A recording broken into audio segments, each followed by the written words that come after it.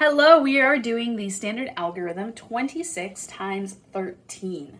So we've got 2 digits times 2 digits, and we're just going to take it one at a time. So pretend as if this were just 26 times 3.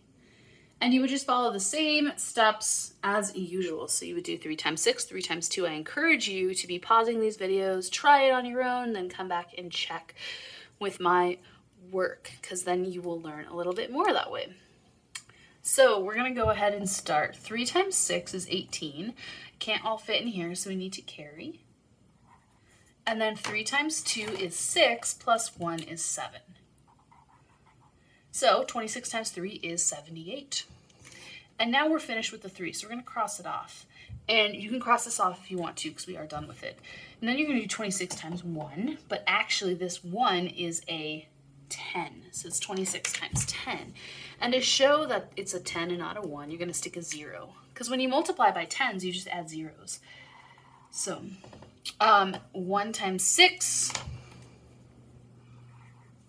1 times 2, 26 times 10 is 260, which makes sense because 26 times 1 is 26. So 26 times 10 is 260. 26 times 100 would be 2600. 26 times 1,000 would be 26000.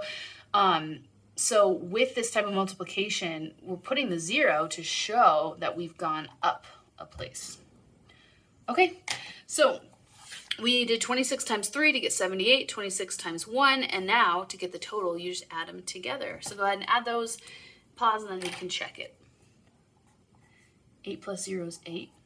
7 plus 6 is 13. Carry the 1. 1 plus 2 is 3. 338.